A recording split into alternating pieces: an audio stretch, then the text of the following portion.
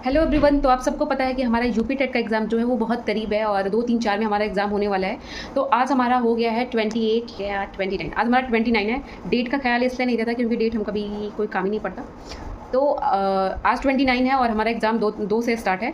तो अभी हमारे पास सबके लिए सबके मतलब बहुत लोग ऐसे होंगे जो लास्ट टाइम में पढ़ना चाहते हैं कुछ चीज़ें और एक क्विक रिवीजन चाहते हैं जो सारी चीज़ों को कवर कर ले। तो इस तरीके से मैं एक अपनी शॉर्ट नोट्स लाई हूँ जो कि हमारी सिर्फ और सिर्फ ये 2 पेज में है और ये शॉर्ट नोट है सीडीपी की। इसमें पूरा यूपी टेट नहीं है, ये सिर्फ सीडीपी की है जो 30 क्वेश्चन आपके आते हैं, चाहे वो प्राइमरी हो या जूनियर हो, 6 to 8 हो या 1 to 5 हो, उन दोनों में ही इसका वेटेज है 30 क्वेश्चन का और 30 नंबर का। तो हम देखेंगे इसके ये 2 पेज में सारे के सारे जो सीडीपी के पोर्शन है, जो इंपॉर्टेंट चीज़ें हैं, की नोट मतलब की पॉइंट्स हैं, वो सारी इसमें कवर है और मैं आपको सारे के सारे क्वेश्चन मतलब पॉइंट वाइज सारी चीज़ें पढ़ के बताऊँगी। और आप फिर बताना कि ये क्या इसमें ऐसा कुछ भी है जो छूट गया है या कुछ ऐसा है जो रह गया हो कि जो इसमें लिखना ज़रूरी था, उस पर हम बात करेंगे बाद में। पहले हम इसको थोड़ा पढ़ के देखते हैं। और यहाँ पे देखिए हमारे जो मुख्य टॉपिक हैं वो हैं बाल विकास, विकास के सिद्धांत, वंशानुक्रम एवं वातावरण, जीन पियाजे का संज्ञानात्मक विकास सिद्धांत, लेव वायोस्की का सामाजिक सांस्कृतिक सिद्धांत, कोहलबर्ग का नैतिक विकास सिद्धांत और एरिक एरिक्सन का मनोसामाजिक विकास सिद्धांत, हार्वर्ड गार्डनर का बहुबुद्धि सिद्धांत, अधिगम एवं उसके सिद्धांत, प्रेरणा, बुद्धि और व्यक्तित्व के बारे में, फिर समावेशी शिक्षा और शिक्षण विधियां एवं मूल्यांकन। ये सारे टॉपिक हैं जिस पे हम आज चर्चा करने वाले हैं और जो हमारी यूपी टेट के लिए ज़्यादा इंपॉर्टेंट है। तो इन पर हम बात करेंगे और इन्हीं के बारे में पढ़ेंगे। पहला हम स्टार्ट करते हैं बाल विकास से। राइटिंग थोड़ी अच्छी नहीं होगी, थोड़ी समझ में नहीं आएगी, तो उससे आप परेशान नहीं होइएगा। मैं शब्दों का उच्चारण अच्छे से कर रही हूँ। अगर जहाँ पे आपको लगता है कि कोई गलती है वहाँ पे आप मेरे शब्दों को सुन के समझ जाइएगा कि वो शब्द क्या है। बाल विकास क्या होता है कि जन्म से वयस्क तक होने वाली शारीरिक, मानसिक, सामाजिक, भावनात्मक और भाषा शैली संबंधी परिवर्तनों को बाल विकास कहा जाता है। यहाँ पे कुछ विशेषताएं हैं जिन्हें सिद्धांत के अंदर भी रखा गया है। जैसे है निरंतरता का सिद्धांत, कहते हैं कि जो विकास होता है वो निरंतर होता है। यह एक जो सेकंड पॉइंट है, विकास जो होता है वो क्रमबद्ध तरीके से होता है। प्रत्येक बच्चे का जो विकास की गति होती है वो अलग अलग होती है।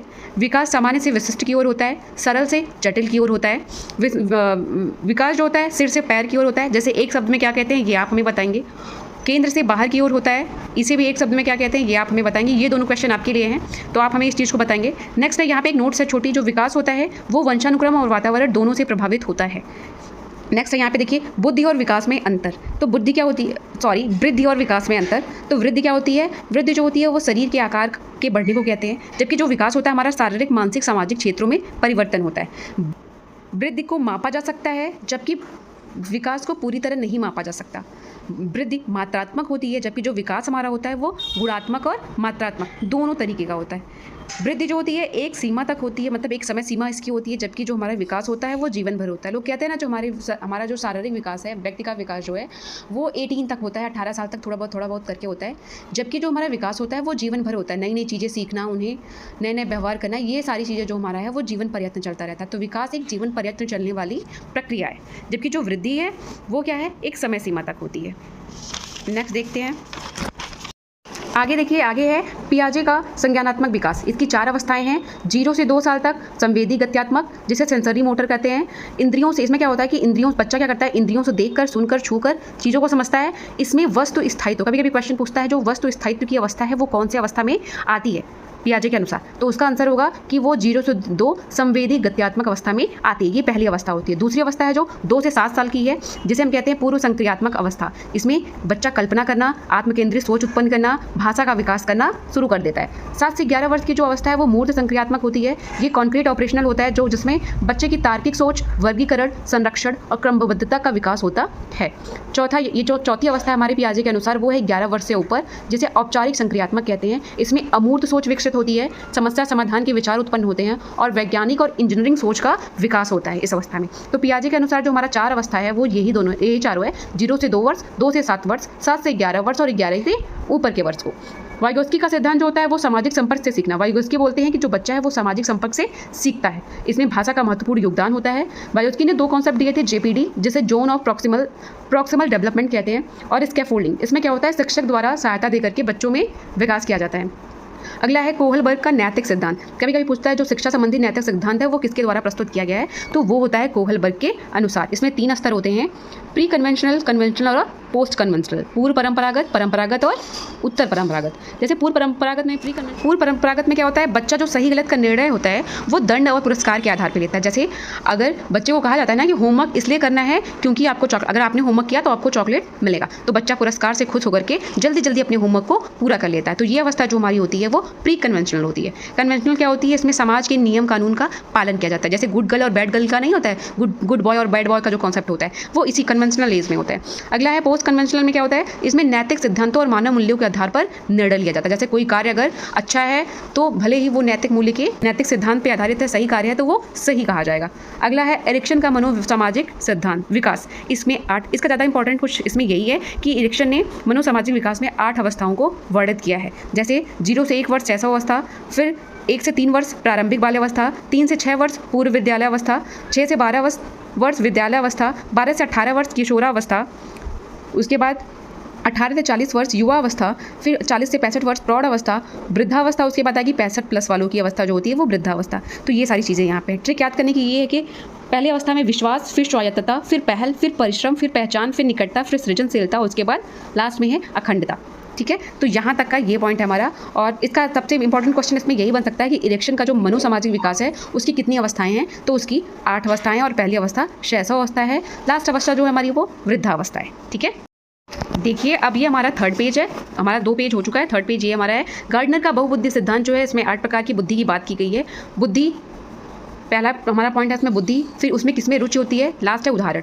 तो पहली बुद्धि भाषाई बुद्धि, दूसरी तार्किक गणितीय, तीसरी दृश्य स्थानिक, चौथी शारीरिक गतिशीलता, 5वीं संगीतीय, 6वीं पारस्परिक, 7वीं आत्मपरक और 8वीं प्राकृतिक है। भाषाई वाली जो बुद्धि होती है उसकी रुचि होती है, उसमें कितनी रुचि होती है, पढ़ना लिखना और बोलना, जैसे उदाहरण में लेखक और कवि होते हैं। दूसरी तार्किक गणितीय में गणित और तर्क और समाधान, इन सब में ज़्यादा रुचि होती है। ये इसमें कौन कौन से लोग आते हैं, तो वैज्ञानिक, इंजीनियर ये लोग आते हैं। दृश्य स्थानिक में चित्र और नक्शा बनाने में रुचि रहती है, इसमें चित्रकार आते हैं। शारीरिक गतिशीलता में जानते हैं हम शरीर का उपयोग किया जाता है, जिसमें खिलाड़ी और नर्तक आते हैं जो शरीर का उपयोग करके विभिन्न क्रियाएं करते हैं। गणितीय संगीतीय में जैसे नाम से प्रतीत हो रहा है संगीत और लय में रुचि होती है इसमें, जैसे गायक लोग।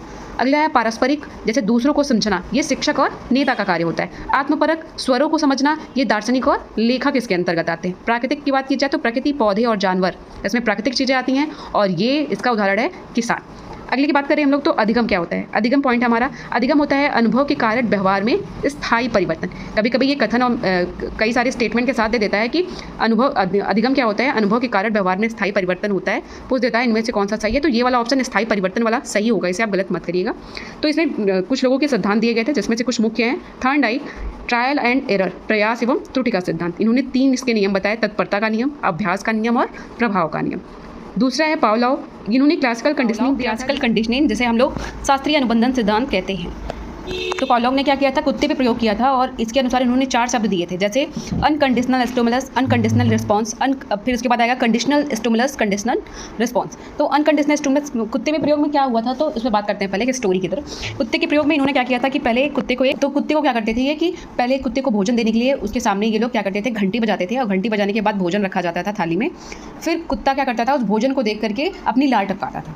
तो यहाँ पे उसी से रिलेटेड 4 शब्द दिए गए हैं। जो अनकंडीशनल स्टिमुलस है वो क्या है, भोजन। पहले क्या करता था, जो कुत्ता है वो भोजन को देख करके लार टपकाता था, तो अनकंडीशनल स्टिमुलस हो गया भोजन, और तब फिर उसके बाद अनकंडीशनल जो रिस्पॉन्स हुआ उस पर, वो भोजन को देख के कुत्ते का लार आना। फिर उसके बाद क्या हुआ, धीरे धीरे कुत्ते को यह समझ में आने लगा कि अगर जब घंटी बजेगी तभी भोजन आएगा। तो क्या हुआ, जैसे ही घंटी बजी कुत्ते का लार टपकना स्टार्ट हुआ, चाहे वो भोजन देखा हो या ना देखा हो। तो अगला स्टेप जो तीसरा शब्द हमारा वो है कंडीशनल स्टिमुलस। क्या हुआ, इसमें घंटी बजी और उसका रिस्पॉन्स क्या हुआ, कंडीशनल रिस्पॉन्स क्या हुआ कि घंटी सुनकर ही लार आ गई।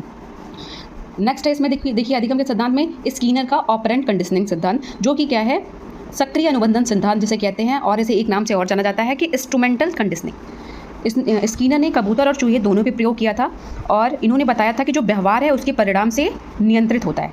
जैसे कि चूहे के प्रयोग पे क्या हुआ था कि लीवर के दबते ही भोजन क्या होता है कि चूहे को एक जार में बंद किया जाता है, चूहा इधर उधर कूदता है, उछड़ता है, उसके बाद उसका पैर जो है वो लीवर पे पड़ता है। जैसे ही उसका पैर लीवर पे पड़ता है वो बटन रहती है, वो बटन के दबते ही वो क्या होता है कि जार खुल जाता है और भोजन अंदर आ जाता है। तो चूहा बार बार ये करता है, पहले 2-4 बार उसे वो कूद के ही खोलता है उस लीवर को, फिर एक टाइम के बाद उसे पता चल जाता है कि जैसे ही वो लीवर पे पैर रखेगा लीवर दबेगा और भोजन अंदर आ जाएगा। तो स्कीनर का यही सिद्धांत था जिसे हम कहते हैं सक्रिय अनुबंधन सिद्धांत। अगला है बंदूरा ऑपरेशनल लर्निंग, सामाजिक अधिगम सिद्धांत जिसे कहते हैं। कहते हैं इसे अनुकरण सिद्धांत। ऑब्जर्वेशनल सिद्धांत से ही इसका एक और शब्द निकलता है अवलोकन सिद्धांत। इन्होंने एक बोबो डॉल एक्सपेरिमेंट किया था, जिसमें क्या हुआ था कि बोबो डॉल एक्सपेरिमेंट में यह हुआ था कि कुछ बच्चों के सामने एक बेबी डॉल को मारा जा रहा था। बच्चे उस चीज़ को देखते हैं और बाद में जब वही बोबो डॉल उसको उन बच्चों को दी जाती है तो वो बच्चे भी उस बेबी डॉल को उसी प्रकार से मारना स्टार्ट कर देते हैं। इसके 4 चरण हैं। ध्यान, जिसमें बच्चा पहले ध्यान से देखता है। स्मरण, याद करता है चीज़ों को। तीसरा पुनरुत्पादन, बच्चा स्वयं वो कार्य करता है। और चौथा बच्चा प्रेरित होता है, प्रेरणा लेता है उस चीज़ से। तो इसके 4 चरण हैं, ध्यान, स्मरण, पुनरुत्पाद और प्रेरणा। अगला है बुद्धि से संबंधित है। तो बुद्धि में स्पीयरमैन ने 2 फैक्टर थ्योरी दी थी, द्विबुद्धि सिद्धांत इसमें दिया गया था, जिसमें क्या था, इन्होंने बताया था कि जी फैक्टर और एस फैक्टर 2 टाइप की बुद्धियाँ होती है। जो जी फैक्टर होती है जिसे हर प्रकार के कार्य को करने में यूज़ किया जाता है, जबकि जो एस फैक्टर स्पेसिफिक फैक्टर होती है, इसमें किसी विशेष कार्य को करने के लिए इस्तेमाल किया जाता है। नेक्स्ट है थर्स्टन का है, जिन्होंने दिया था प्राइमरी मेंटल एबिलिटी सिद्धांत। इसमें क्या कहा था इन्होंने कहा था कि जो बुद्धि है वो केवल जी टाइप की नहीं होती, बल्कि ये 7 स्वतंत्र मानसिक योग्यताओं से मिलकर बनी होती है। इन्होंने बताया कि शाब्दिक समझ, शब्द प्रवाह, संख्यात्मक क्षमता, स्थानिक क्षमता, साचार्य स्मृति, प्रत्यक्ष गति और तर्क गति। तो इस हिसाब से इस तरीके से हमारा 3 पेज जो है कंप्लीट हुआ और जो भी छोटी बड़ी बातें थी हमने उस पर चर्चा कर ली है। आगे देखिए व्यक्तित्व के बारे में हम पढ़ेंगे। व्यक्तित्व क्या है, यहाँ पे देखिए व्यक्तित्व में कुछ पढ़ना नहीं है, ऐसी परिभाषा नहीं समझनी है। इसमें बस ये समझना है कि जो हमारी जो व्यक्तित्व हमारा होता है वो 3 प्रकार का होता है, अंतर्मुखी, बहिर्मुखी, उभयमुखी, जिसको किसने दिया था, कार्ल जुंग ने दिया था। देखिए कभी कभी इस टाइप में क्वेश्चन पूछता है कि कोई एक बच्चा है जो सारी बातों को अपने अंदर रखता है, वो किसी से शेयर नहीं कर पाता, तो उसे हम कहते हैं अंतर्मुखी। और बहिर्मुखी में क्या होता है, मतलब मान लो कोई बच्चा है और वो बहिर्मुखी में कोई बच्चा है वो सामाजिक है, वो लोगों के साथ बैठ के चर्चाएं करता है, बात करता है, तो इस टाइप का बच्चा होता है बहिर्मुखी होता है। बाकी जिनमें दोनों के गुण होते हैं, अंतर्मुखी और बहिर्मुखी दोनों के गुण होते हैं, उन बच्चों को हम कहते हैं उभयमुखी। उभयमुखी जो होते हैं ये सबसे ज़्यादा प्रभावी होते हैं। प्रभावित करने वाले कारक किसको, व्यक्तित्व को, तो ये वंशानुक्रम, वातावरण, परिवार, विद्यालय, समाज आदि, ये सभी जो कारक होते हैं ये व्यक्तित्व को प्रभावित करते हैं। प्रेरणा क्या होता है, ये आंतरिक और बाह्य 2 प्रकार की होती है। जो प्रेरणाओं में आंतरिक प्रेरणा होती है वो सबसे प्रभावी है। लोग कहते हैं ना, जब तक आप सेल्फ मोटिवेटेड नहीं होते, खुद से मोटिवेशन आपको नहीं मिलता, तब तक बाहरी मोटिवेशन आपको बहुत प्रभावित नहीं कर सकता। इसलिए जो भी करना है, जैसे भी करना है, आपको खुद से पहले सोचना है, फिर उसको करना है। कोई बाहरी सोच या बाहरी विचार आपको उतनी प्रभावित नहीं करेगी जितनी आपकी खुद की सोच। नेक्स्ट हम बात करेंगे समावेशी शिक्षा पे। समावेशी शिक्षा आप जानती हैं क्या होती है, जिसमें विशिष्ट और समान प्रकार के बालकों को एक साथ मिलकर पढ़ाया जाता है। देखिए समावेशी शिक्षा की विशेषता की अगर बात की जाए तो इसमें बच्चों को समान अवसर दिया जाता है। ये एक भेदभाव रहित शिक्षा होती है। और एक तरीके से दूसरी बात है, ये एक बाल केंद्रित शिक्षा है, जिसमें बालक को केंद्र में रख करके शिक्षा दी जाती है। इसका मतलब है कि बालक के अनुसार शिक्षा दी जाती है। इसमें क्षमता का सम्मान किया जाता है, मतलब विभिन्न, चाहे वो बालक दिव्यांग हो या विशिष्ट प्रकार का हो या कोई सामान्य बालक हो, सबकी क्षमता का सम्मान किया जाता है। लास्ट पॉइंट है इसमें, कभी कभी ये चीज़ें इसलिए हैं क्योंकि ये बहुत सामान्य सी चीज़ें हैं, ये आपको आती हैं, पर ये कभी कभी स्टेटमेंट में कई सारे वाक्य में लिख के दे देता है और पूछता है इनमें से कौन सा सही है समावेशी शिक्षा के लिए। तो अगर ये सारी चीज़ें आपके सामने हैं तो सारी की सारी सही होंगी। अगला है पेडागॉजी, जो कि शिक्षण शास्त्र से संबंधित है। इसमें अच्छा शिक्षक की गुण क्या क्या होती है, बच्चों को सक्रिय करना, रटना नहीं, समझने पर जोर देना, चाइल्ड सेंटर्ड टीचिंग मतलब बाल केंद्रित शिक्षा हो, समान अवसर हो, गतिविधि आधारित शिक्षण हो। ये सारे पॉजिटिव रिस्पॉन्सेस के पॉजिटिव पॉइंट्स हैं। मतलब अगर किसी में कोई क्वेश्चन आपका पॉजिटिव है और उसके ऑप्शन भी ये सब है तो आपका सारा आंसर सारे ऑप्शन सही होंगे। तो कुछ शब्द ऐसे होते हैं ना, आप अभी मतलब सर्च करके या कहीं से भी पढ़ लीजिएगा कि हर यूपी टेट या सीटेट के एग्जाम में कुछ ऐसे वर्ड्स होते हैं जो निगेटिव रहते हैं, इनको किसी पॉजिटिव आंसर के साथ सही नहीं किया जाता है। तो वो सारे 2-4-10 शब्द ऐसे होते हैं, तो आप उनको रट लीजिएगा। ब्लूम टैक्सोनॉमी ये लेके आए थे। इन्होंने तीन बातों के बारे में चर्चा की है, कॉग्निटिव संज्ञानात्मक, अफेक्टिव भावात्मक और साइकोमोटर क्रियात्मक। तो संज्ञानात्मक में ज्ञान और सोच की बात होती है, भावात्मक में भावनाएं, रुचि और मूल्य पे बात की जाती है, जबकि क्रियात्मक क्या होती है, शारीरिक कौशल से संबंधित होती है। अगला होता है कॉग्निटिव के लिए कुछ यहाँ पे दिए गए हैं। देखिए यहाँ पे पूछता है कभी कभी ज्ञान, बोध, अनुप्रयोग, विश्लेषण, संश्लेषण, तब लास्ट में मूल्यांकन होता है। ठीक है, ये चीज़ें याद करने योग्य हैं। अगला है अधिगम अक्षमता से संबंधित कुछ वर्ड है यहाँ पे जिनके बारे में हमें पढ़ना है। जैसे डिस्लेक्सिया क्या होता है, जब पढ़ने में कठिनाई होती है, डिस्लेक्सिया पढ़ने में कठिनाई से संबंधित होती है। जबकि डिस्ग्राफिया जो होती है वो लिखने, लेक्सिया मतलब लर्निंग तो पढ़ने, ग्राफिया मतलब ग्राफ बनाना मतलब लिखने से, तो डिस्ग्राफिया लिखने से संबंधित होती है। डिसकैलकुलिया अब कैलकुलेशन आप समझते हैं कि ये गणितीय शब्द है, तो आप समझ जाइए कि जो डिसकैलकुलिया है ये गणित में कठिनाई से संबंधित है। जबकि डिसप्रॉक्सियल जो होता है वो शारीरिक समन्वय से संबंधित कठिनाई होती है। जैसे कोई बच्चा होता है वो अपने जूते की डोरी नहीं बांध पाता, तो ये सारी जो कमियां होती हैं वो हमारे डिसप्रॉक्सियल से संबंधित होती हैं। अब अगला कुछ 2-4 पॉइंट है यहाँ पे। भूलने का सिद्धांत किसने दिया है, तो हरमन हरमन ने दिया है। उसके बाद सतत एवं व्यापक मूल्यांकन ये 2 प्रकार का होता है, फॉर्मेटिव और सबमेटिव। फॉर्मेटिव मतलब निर्माणात्मक मूल्यांकन, जो कि पढ़ाई के दौरान किया जाता है। जैसे हम कभी कभी टेस्ट ले लेते हैं, प्रोजेक्ट बनवा लेते हैं, बच्चों को होमवर्क दे देते हैं। ये सारी जो क्रिया होती हैं हमारी फॉर्मेटिव असेसमेंट में होती हैं। जबकि सबमेटिव में क्या होता है, ये संकलात्मक मूल्यांकन होता है। ये किसी निश्चित अवधि के अंत में किया जाता है। जैसे हमारा होता है ना half yearly exam, final year exam, ये होता है ना, ये हमारे 6 महीने पे, 1 साल पे, मतलब एक निश्चित समय सीमा पे लिया जाता है। और ये एक अंतिम मूल्यांकन होता है। ये सारे मूल्यांकनों का एक अंतिम मूल्यांकन होता है, जिसमें निर्णय लिया जाता है कि जो बालक की प्रगति है वो किस स्तर पर पहुंचे। तो यहाँ पे हमारे 2 टाइप के मूल्यांकन होते हैं, असेसमेंट होते हैं, फॉर्मेटिव और सबमेटिव। उम्मीद है आपको मेरी वीडियो अच्छी लगी होगी। ये मेरी शॉर्ट नोट आपके लिए हेल्पफुल रही होगी। बाकी की अगर आपको कोई भी ऐसा पॉइंट लगता है कि जो इसमें से रह गया हो, छूट गया हो, मैं नहीं लिख पाई हूँ, तो आप प्लीज़ उसे कमेंट बॉक्स में बता दीजिएगा, ताकि मैं अपनी नोट में सुधार कर सकूँ और मैं भी उन चीज़ों से परिचित हो सकूँ जो मुझसे छूट गई हैं। बाकी जिसका एग्ज़ाम है 2 को, मेरा तो खैर 3 को एग्ज़ाम है, क्योंकि मैंने दोनों पेपर फॉर्म फिल किया हुआ है। तो आपका जिनका 2 को है उनको गुड विशेस है मेरे साइड से, उनका एग्ज़ाम अच्छा जाए, वो क्वालिफाई कर जाए, अच्छे स्कोर लेके आए। बाकी जिनके आगे भी हैं उनके लिए भी मेरी वही सेम विशेस है, और मेरी खुद के लिए भी हैं। बाकी जैसा एग्ज़ाम जिसका जाएगा और कहाँ सेंटर गया आपका, किस डेट को आपका एग्ज़ाम है, ये सारी बातें हम कमेंट सेक्शन में देखेंगे। तो अभी के लिए बाय बाय गाइस, और good luck for your next exam. Thank you so much. जय श्री राम।